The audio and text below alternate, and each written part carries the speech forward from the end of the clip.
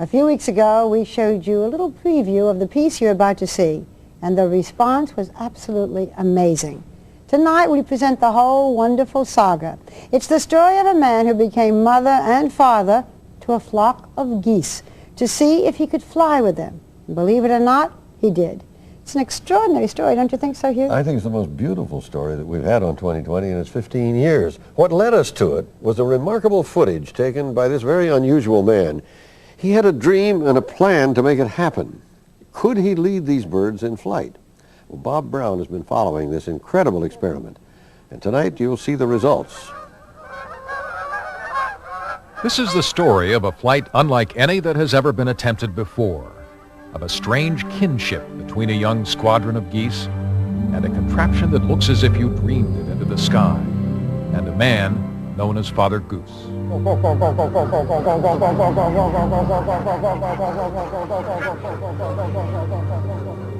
truth, I'm like a lot of kids that, want to fly like a bird.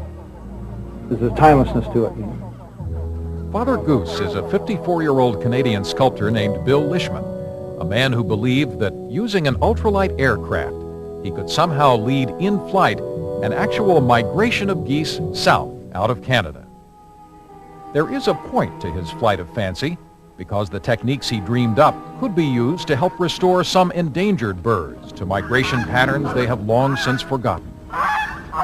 Many birds simply don't fly their traditional migratory routes because at some point a generation or more ago, the adult population was injured or exterminated and that long chain of knowledge was broken. But if birds can learn to fly behind a human leader who will show them a safe migratory route, the hope is they will remember the way on their own, and they in turn will show new generations. It's amazing. They've got some method of learning the ground as they go over it. I thought, boy, we could carry that into another realm, and that's where we're at now. He's persistent, and it really is, he can see an end in sight. Lishman's wife, Paula, knew that once he was hooked on the romance of the idea, he wouldn't give it up. It's going back to the real primal drive of looking at a bird in flight and, being able to experience that firsthand. You're high, go around. But what audacity to think you could join a masterpiece of nature and share even a wing stroke of its world. They always go long. Who is this man? Well, he lives on Purple Hill in the Canadian countryside north of Lake Ontario. His house, which he designed himself, is built into the hillside and filled with his ideas and inventions, including this pop-up refrigerator. Around the outskirts of his property, you find evidence of how Bill Lishman earns his living as a sculptor of metals in particular, whose work has been displayed and sold worldwide. You go through the whole list of his accomplishments, things he's done, the underground house, the sculpture. You go through the whole list and people start to go, well, this is an unusual guy, Joe Duff is a photographer and ultralight pilot who joined up with Lishman's migration project to fly the second aircraft that's necessary to keep the geese herded together. He needed the help, and I wanted to help, so I put everything on the back burner and do this full time. Recruiting a free spirit like Joe Duff is one thing, but what made his geese so attached to Bill Lishman? It began the moment these young goslings hatched from eggs collected under Canadian wildlife permits and placed in an incubator. Because of a natural phenomenon called imprinting, birds believe the first moving object they see is their parent. So as they peck their way out of the egg and open their eyes in the nursery, there's Bill Lishman. To them, he's Father Goose. Like any proud parent, he's taken hours of home video.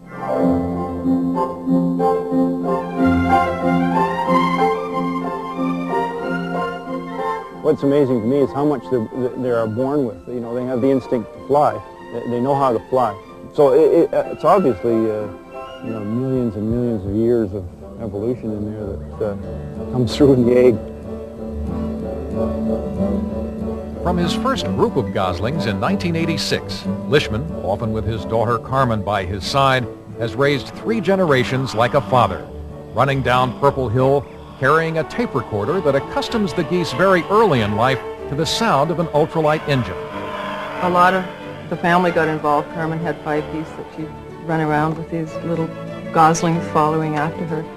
And the amount of dedication is quite amazing. Just the hours and hours that are spent every day. No one had ever prepared geese to migrate behind a man-made flying machine before, and so Lishman was on his own as an experimenter. But that was nothing new. Lishman didn't know how to fly when he started out either, not even a hang glider, much less something with an engine. Bill Lishman is not a conventional man, but he is a stubborn one.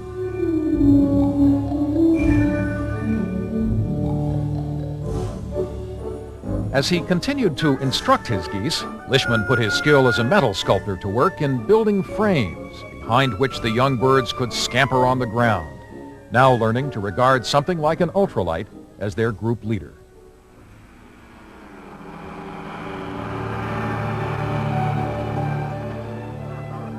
And finally, everything falls into place.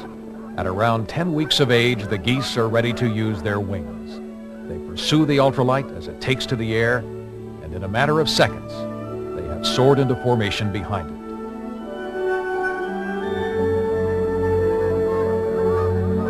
it. It is a heart-stopping sight. Lishman flying steadily in the lead, Joe Duff in a chase aircraft fast enough to bring the birds back into formation if they put on a burst of speed.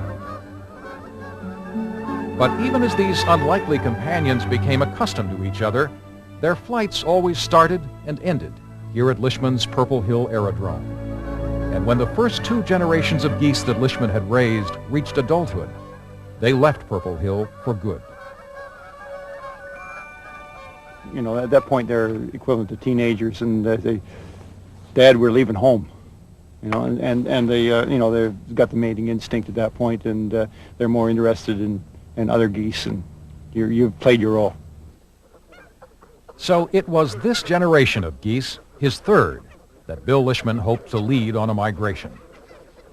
His dream had been deferred until this year because it had required such complex permissions from both the Canadian and U.S. governments, as well as a place to go. The most important solution was here, 400 miles to the south at Airlie Center, Virginia.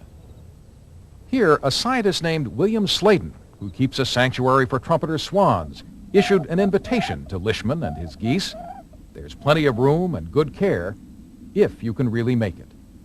If this works, then we can use it on rare birds like the trumpeter swan, and particularly the whooping crane, which is very endangered, and show them a safe migration route that they don't have to do by chance. Are you worried about hunters on this trip? And the only thing I worry about is it's goose hunting season right now. There's a little worry that way. But we're leaving home. A month into autumn, on a 39-degree morning at 6 a.m. It is Wednesday, October 19th, 1993. With a light wind stirring from the north-northeast and the sound of the ultralights drifting across the fields, the weather was right and the young Canada geese were ready. And finally, this strange collaboration of instinct and engine answered the ancient call to go south.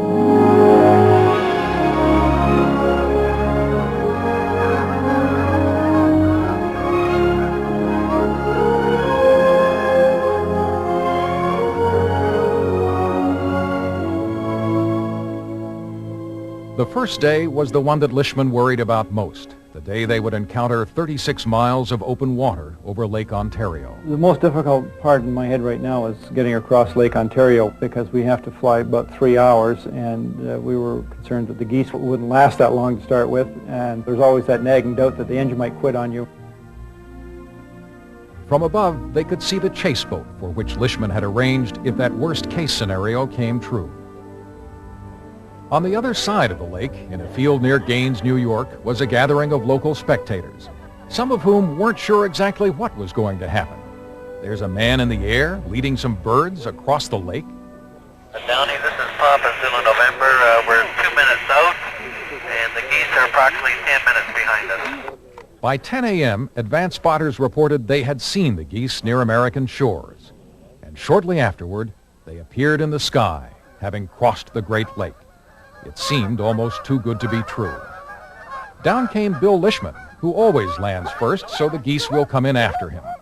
But geese are wary of new locations and didn't feel like kissing American soil just yet. Keep everybody back, eh?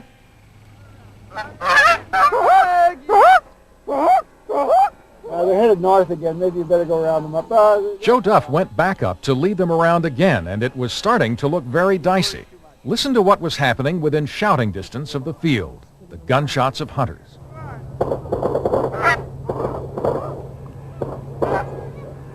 No, I'm starting to worry. The hunters were shooting at other game, but geese aren't deaf, and they were being very conservative. Finally, they heeded the calls of Father Goose from the clearing below and descended. Each goose around a dozen pounds beneath 5 feet of wing spread, dropping into a trademark touchdown.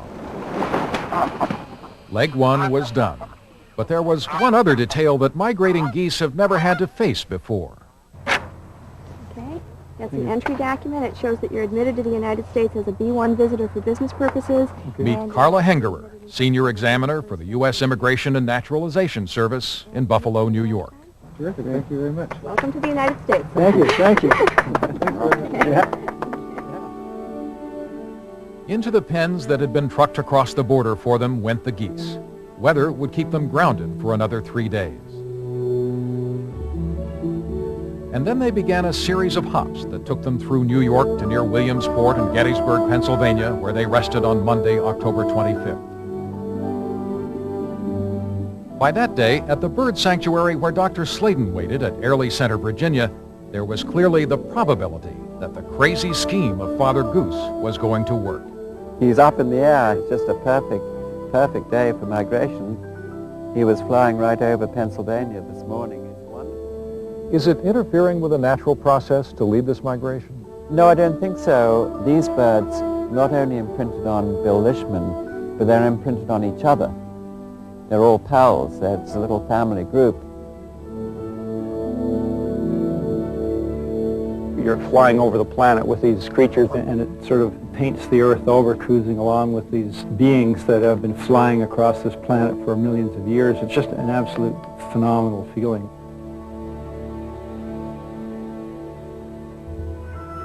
More than 400 miles they had flown at average speeds of 30 to 32 miles an hour and altitudes as high as 3,700 feet above sea level. 18 geese, magnificent to watch. As Lishman flew beside them, wingtip to fingertip, he could even watch them breathe.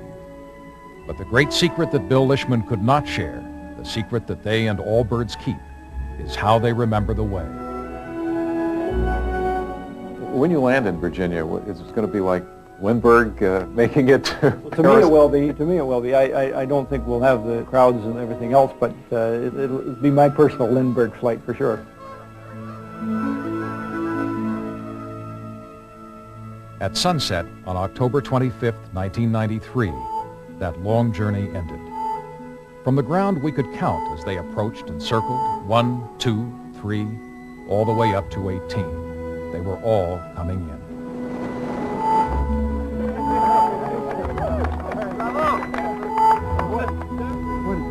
What a day today was. As soon as they landed, tired from the day's flight, they were taken to the pen that had been prepared for them. Everyone there that evening followed Bill Lishman. The geese will winter here, and then the test will come. Will they return to Purple Hill without Father Goose? Will they remember this flight? As for Bill Lishman and Joe Duff, when it was all done and everyone was gone, we saw them flying alone in the darkening sky, climbing and circling and climbing again as if they couldn't quite let it all go. They will remember.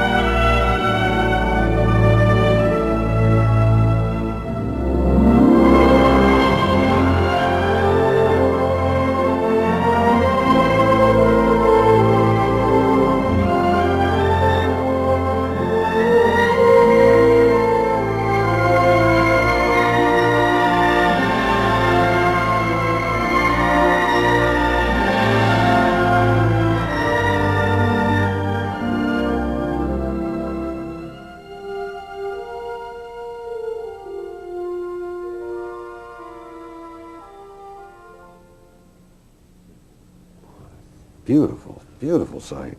Bob, he got them there. Now, how are they going to get back? He's going to go back there in the spring and give them their exercise and fly them around again, and then lead them back to Purple Hill, to his home in Canada. And the real test comes next fall to see whether they migrate on their own, and if and when they do, whether they go back to Airlie Center, at least some of them. How's he going to know when he gets down there that these are the same geese? Well, the geese were banded. They had Wildlife Service bands around their legs, and since they've gotten there, they've also put neck bands on some of them so they can spot them from the air. Even, yeah. Great, great, Bob. Thank you very much. What a joy. Oh, Fly. Think we could all fly?